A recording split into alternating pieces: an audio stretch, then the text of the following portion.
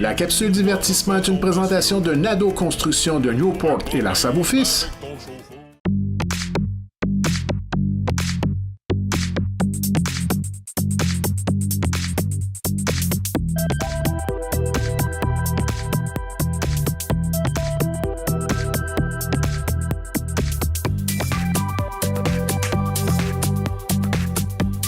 Mesdames, Messieurs, bonsoir et bienvenue à votre émission La Capsule Divertissement.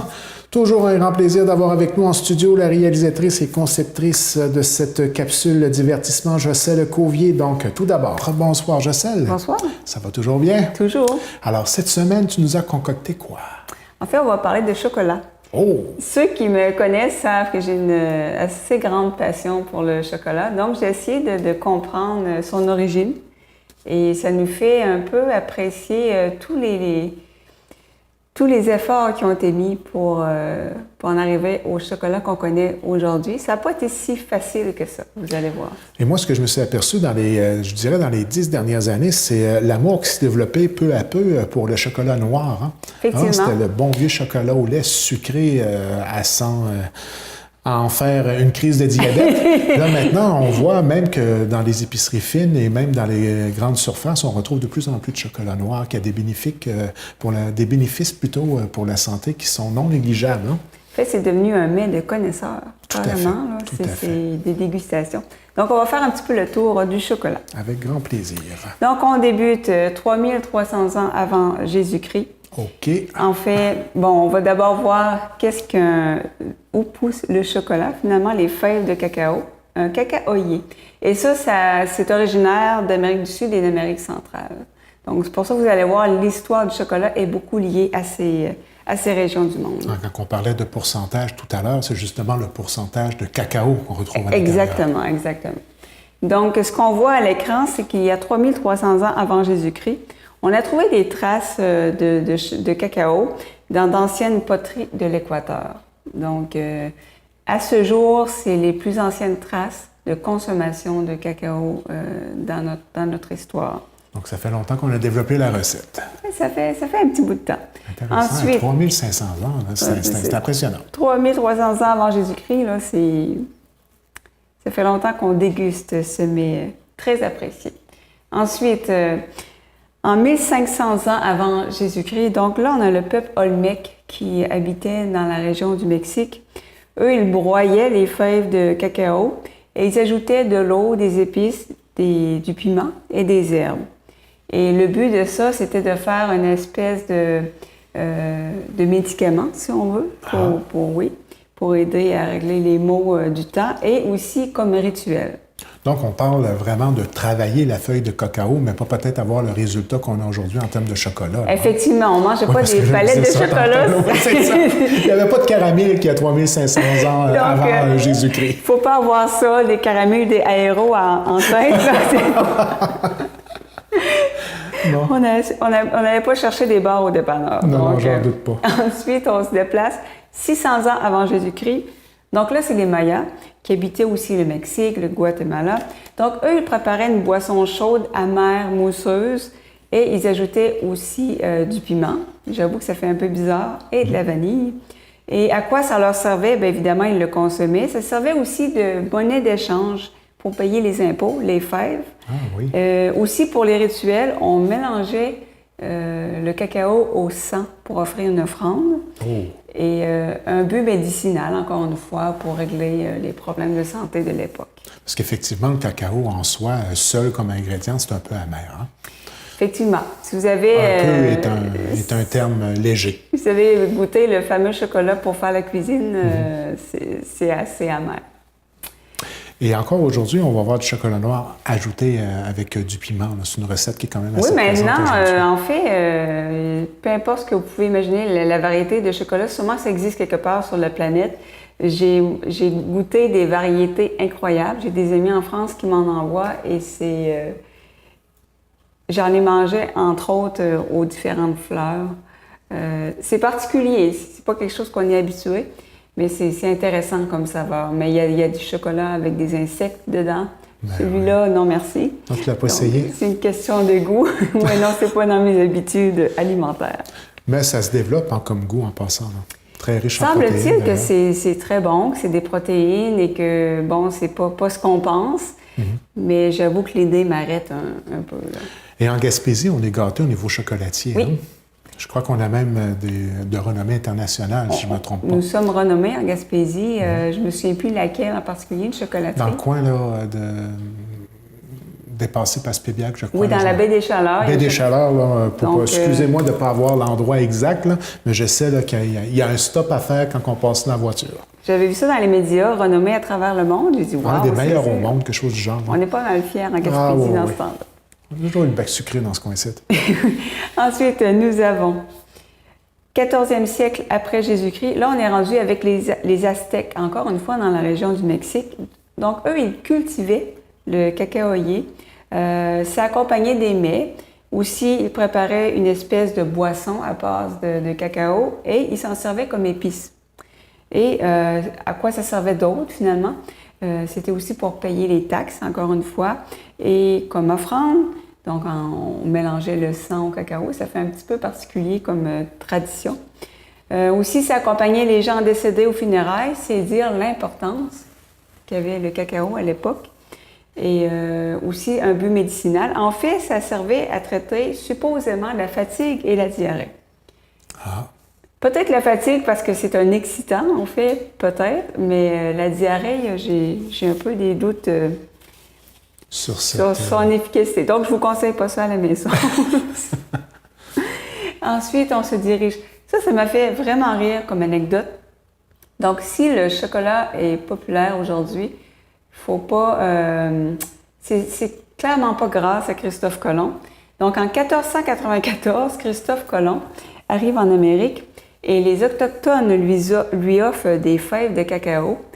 Pour eux, c'est quelque chose de très significatif. Donc, lui, de grande valeur. pensant que c'était des crottes de chèvre, les jette par-dessus bord. Ah oui.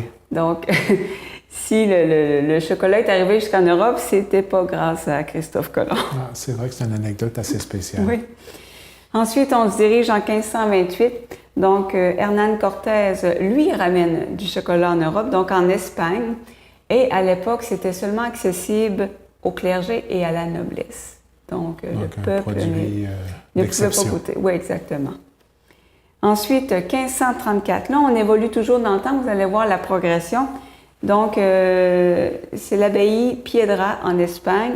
Là, on a eu l'idée d'ajouter de la vanille et du miel au chocolat pour le rendre moins amer. C'est ce que je me disais. Quand est-ce que va venir l'idée d'y rajouter du sucre? L'idée de mettre un petit peu de sucre dedans. Donc, c'est à cette époque. Et évidemment... du miel, tu disais, excuse-moi? Du miel et de la vanille. Ah. Donc, c'est devenu beaucoup plus populaire, évidemment. Ben oui. Parce que autrement, c'est assez amer. Le sucre, c'est addictif, hein?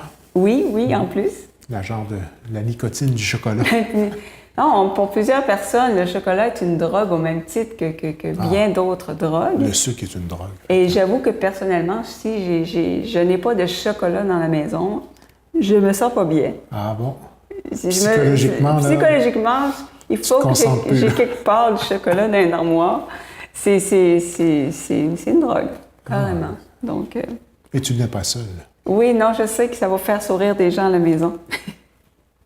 Ensuite, 1662, autre anecdote assez amusante.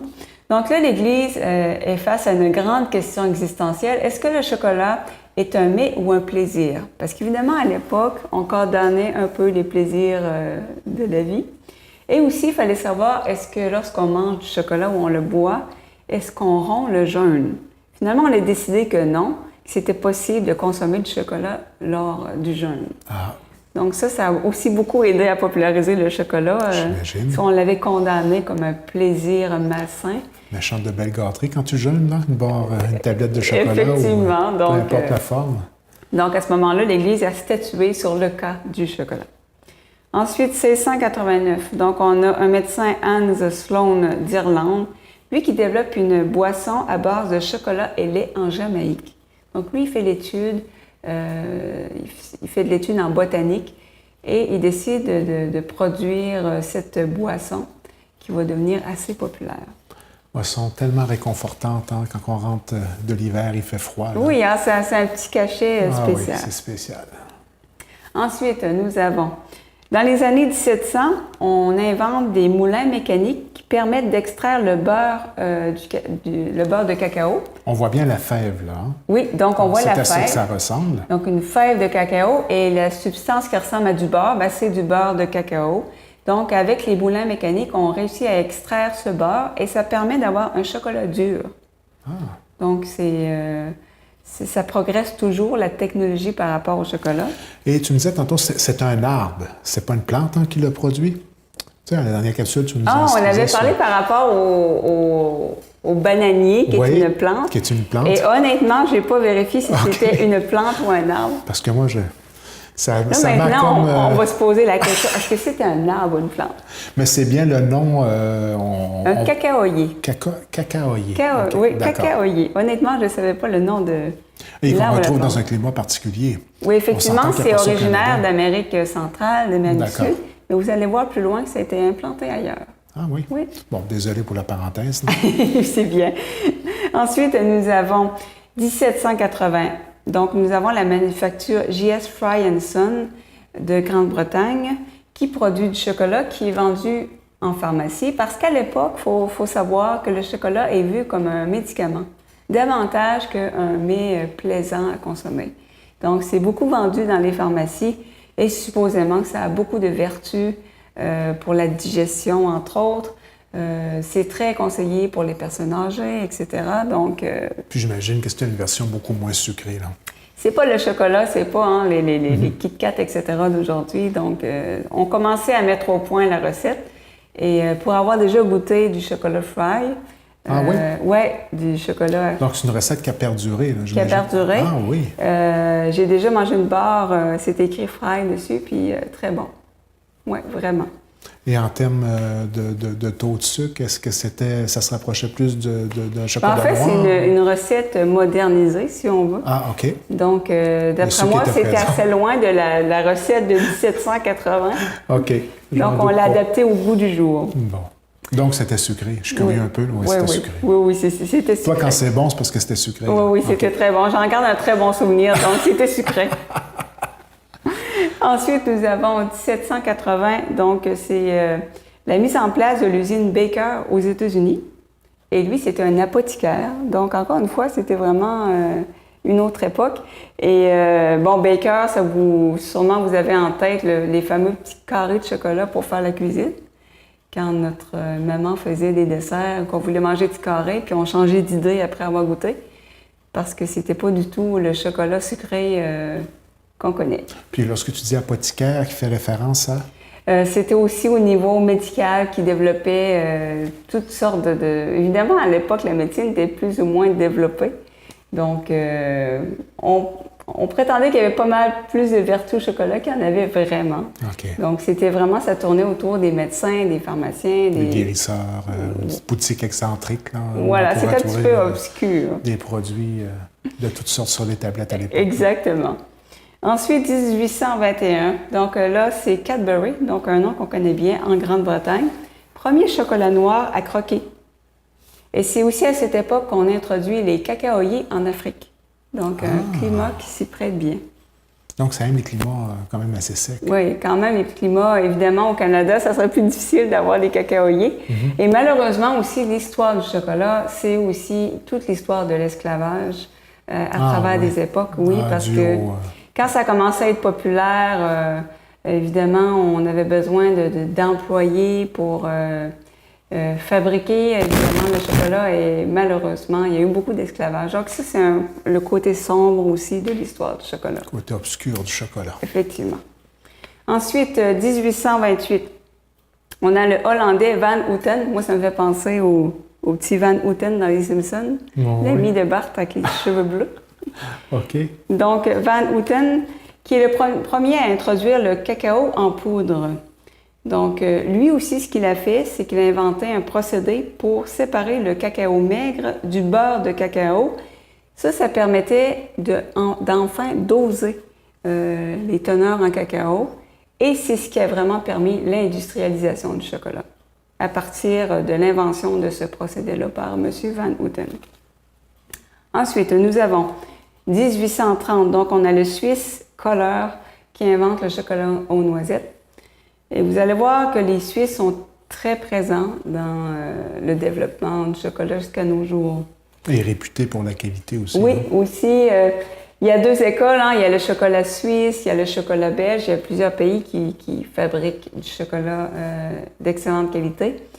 Mais c'est souvent vu comme les deux meilleurs au monde. Et personnellement, j'ai un fait pour le chocolat belge. Côte d'or, etc. Mais ça, c'est vraiment une question de goût personnel. Ouais. Ensuite, nous avons 1847. Fry, encore une fois, comme tantôt. Donc, eux, ils prennent un mélange de sucre, de beurre de cacao et de chocolat en poudre et ils découvrent que ça fait une pâte molle qu'ils peuvent ensuite verser dans des moules et de fabriquer des plaques de chocolat. Donc là, on s'en vient tranquillement vers le concept des fameuses barres de chocolat. Donc là, on découvre qu'on peut mouler, si on veut, le chocolat. 1876. On a le Suisse Daniel Peter qui fait le premier chocolat au lait. Et lui, ce qu'il décide, c'est de s'associer avec un certain Henri Nestlé qui, lui, fabrique du lait concentré. Donc, les deux décident de s'allier ensemble pour former la fameuse compagnie Nestlé qui existe encore de nos jours. Ensuite, 1879, le Suisse Rudolf Lind, évidemment, et c'est spécial parce que leur emballage n'a pas beaucoup évolué. Je trouve ça intéressant qu'on a gardé le côté antique. Cette signature-là. Hein? Donc, eux, ce qu'ils inventent, c'est le chocolat fondant. C'est un procédé qu'on appelle le conchage. Donc, vous allez voir l'image suivante. C'est la fameuse machine inventée. Et si vous voyez l'image suivante, on voit mieux le procédé, voilà. Donc, la pâte de cacao est brassée durant plusieurs heures, ce qui permet d'avoir une texture très, très onctueuse. Donc, ça a été seulement inventé en 1879. Et ça prend un certain temps avant que soit dévoilé son fameux procédé secret. Évidemment, c'était des secrets industriels. Donc, évidemment, après ça a été utilisé aussi par d'autres compagnies. Ensuite, 1899, le Suisse Jean Tobler qui décide d'inventer les Toblerones. Donc, ça fait... Je pensais pas que ça existait depuis si longtemps, honnêtement. 1899. Hey. Donc, ça date de loin. Ensuite, 1900. Donc, on a le Hollandais Quata qui fabrique les premières barres de chocolat de 30 grammes. Donc, là, vraiment, on s'approche de nos barres actuelles. Et plus près de nous, si on veut, aux États-Unis, il y a la compagnie Hershey qui fabrique ces barres de chocolat aussi en 1900. Donc, ça date de loin. Incroyable. Et le Hershey a vraiment un petit goût particulier. C'est vrai. Chaque barre de chocolat a vraiment sa signature. Là, ce qu'on voit à l'écran, c'est des pralines. C'est en 1912, le Belge Jean Neuhaus qui fabrique les premières pralines, les fameux coquillages avec un centre onctueux. Donc, ce sont des pralines. Donc, ça a été inventé en 1912. Donc, ça date d'assez loin. Ça, je ne suis pas souvenir de m'avoir goûté. Puis, chocolat noir et blanc mélangé, c'est ça? C'est une coquille solide de chocolat et à l'intérieur, c'est fondant. C'est très particulier. Oui, c'est très, très particulier. C'est très populaire, entre autres, en Belgique. Donc, ça fait... C'est ça, je parle souvent de Belgique. Mon ex-mari est belge. Donc, j'avais accès à du chocolat belge à profusion. Oh. C'est ainsi que j'ai développé mon goût pour le chocolat de ce pays. Donc, oui, les pralines, si vous n'avez jamais goûté, c'est vraiment, vraiment délicieux. La texture, très intéressant. Ensuite, 1913, on a le Suisse Jules Séchaud qui fabrique les premières boîtes de chocolat fourré, donc les fameuses comme les Laura Secar, etc. Donc, ça aussi, ça date de plus loin que je pensais. Et ça, on voit aujourd'hui les chocolats actuels, les chocolateries fines. C'est incroyable, la délicatesse, la finesse, les décorations, ça a beaucoup évolué. Le raffinement auquel on peut très raffiné. Arriver là, pour... Ce sont des maîtres chocolatiers, évidemment. Tout à fait. Donc, c'est un art. Oui. Ensuite, nous avons 1930, nous avons le Suisse Nestlé qui fabrique le premier chocolat blanc. Et pourquoi? C'est qu'en fait, on voulait utiliser le surplus de beurre de cacao. Donc, c'était ainsi qu'a été inventé le chocolat blanc. Chocolat, très bon, mais aussi très sucré. Personnellement, moi, je trouve que on sature plus vite au chocolat blanc qu'au chocolat au lait. Ah oui, c'est un fait. C'est très sucré. Là. Et finalement, dernière grande invention dans le domaine du chocolat, 1986, en France, Valrhona, qui 86, ouais, qui invente le concept des barres de chocolat avec des fèves d'origine. Ce que je veux dire par là, c'est par exemple, vous allez acheter une barre de chocolat noir et on va vous dire les grains viennent de l'Équateur à 72 %. Donc aujourd'hui, si vous allez chercher du chocolat plus fin, souvent c'est du chocolat noir, souvent vous pouvez voir la provenance des grains de cacao. Et pourquoi c'est important? Ben, c'est comme les grains de café, il y a des grands connaisseurs et il y a des gens qui arrivent à différencier ce cacao vient de tel pays. Parce qu'évidemment, il y a quand même des petites différences. Subtilité. Là. Donc, bon, moi, je ne suis pas assez experte pour reconnaître que ça vient de tel pays. Mais par contre, je vois la différence. Qu'effectivement, si on fait des dégustations chez nous, parfois, on achète différentes sortes de chocolat et on essaie de voir la différence. Et parfois, c'est très, très subtil. Mais c'est vraiment... lorsqu'on se met à entrer dans ce monde, le monde du chocolat, je pense qu'on se met à apprécier à quel point il y a de la variété. Et c'est un voyage de découverte. Comme je vous dis, c'est ça, moi je suis une passionnée de chocolat, donc... Est-ce qu'on peut utiliser le vocabulaire, dire on développe son palais à ces divers goûts-là qui se présentent à soi? Oui, ça se développe parce que il fut un temps où honnêtement, bon, je faisais la différence entre une Aéro puis une Jersey Milk. Ça se limitait pas mal à ça, mais avec le temps, à force d'en goûter, on voit vraiment les subtilités. Par exemple, le chocolat Lindt, il y a un goût particulier qu'il y a seulement dans le chocolat Lindt. La même chose pour le Hershey, etc. Et on finit par développer, évidemment, nos préférences, mais apprécier, un peu comme les amateurs de café, les amateurs de bon vin. Les arômes particuliers. Les arômes particuliers des différents pays. Et un chocolat à 50 % et à 72 % de cacao, c'est très différent. Ah, mon Dieu, ça, oui. Donc, on finit par développer. Ma mère est capable de manger le 99 %. Moi, non. Ça, c'est non, trop. moi, je 70, là. 72, c'est mon maximum. Plus Ouais. haut que ça, rendu à 85 % c'est déjà trop. Ah non, c'est vraiment fort. Puis, au niveau du taux de fibre, c'est plus élevé aussi. Fait que moi, c'est un peu là-dessus. C'est ce qui m'a amené tranquillement pas vite à aller vers le chocolat. Je te racontais un peu là, comment ça fonctionne avec le diabète pour le calcul, tout ça. Là. Donc, nombre de fibres vient déduire le nombre de capsules de sucre. Fait que là, c'est comme ça que j'ai découvert le chocolat noir. Mais effectivement, j'ai vraiment... j'en suis venu à plus aimer le chocolat noir. Une caramel, un exemple, c'est plus un chocolat qui m'intéresse là, maintenant que je suis allé vers un peu plus raffiné là, comme produit. Là. Parce que les chocolats ne sont pas tous égaux. Souvent, j'entends les gens dire « Ouais, mais on dit le chocolat, c'est bon pour la santé. Ouais, mais on parle peut-être pas des Reese's puis des caramels. » Vraiment pas. On parle plutôt du chocolat noir. Tout à fait. Parce que les autres, bon, c'est une friandise, c'est très sucré, très gras. Exact. Puis le chocolat noir, généralement, tu vas pas manger une grosse tablette à toi tout seul. Non. C'est... Si tu vas être longtemps sans en manger, si tu fais ça. Oui, c'est ça. Tu risques de pas dormir de la nuit non plus, parce que c'est quand même un excitant. Tout à fait. Donc, mais comme je disais, ça se développe. Et maintenant, bon, on est loin de seulement le chocolat avec des noisettes et des arachides. Maintenant, j'ai vu des graines de sésame, des morceaux de biscuits, des jujubes. C'est infini, vraiment. Et le chocolat, un que j'aime beaucoup, moi, c'est les chocolats au grain de café. Oui.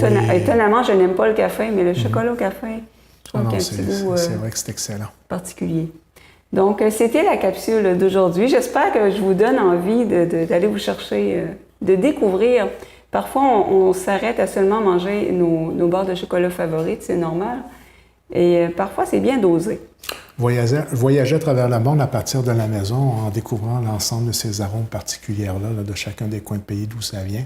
Puis maintenant, avec le web, on peut en commander un peu partout. Hein. C'est ce qui est quand même appréciable. Hein. Oui, ce qui est bien, c'est que comme pour le café, il y a aussi des barres de chocolat équitables. Donc, on s'assure que les gens qui ont travaillé à la production, les normes sont respectées, etc.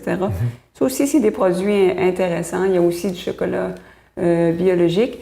Et surtout, ne pas oublier, c'est qu'ici, en Gaspésie, on a des chocolateries. Et Donc, des chocolatiers d'exception. Voilà, donc c'est bien de découvrir nos artisans d'ici. C'est tout à fait vrai et on ressent réellement la passion lorsque tu partages avec nous l'ensemble du goût que tu as développé par rapport au chocolat. Ouais, je pense que les gens, ça paraît que j'aime le chocolat. Oui, puis je pense que tu nous as même donné le goût d'aller en manger du chocolat direct là. Hein? Pour avoir vu toutes ces images, je cherchais les images sur Internet et j'avoue que Non, mais juste à regarder les diverses photos qui sont passées l'une c'est derrière l'autre. agréable, là, oui. surtout celui-là en forme de coquillage, là, Oui. Il a piqué ma curiosité, celui-là. On en trouve ici, donc Ah oui? oui, je vous Quel ai endroit, c'est pas... J'en ai souvent vu, par exemple, à la pharmacie. Ah oui, Ouais. aussi simple que ça. Oui, Mon oui. Dieu, ça manque à ma culture. Oui, oui, donc c'est très, très bon. Encore une fois, une capsule divertissement très intéressante Le et plaisir. divertissante. Et le plaisir de la chose. Ça revient la semaine prochaine.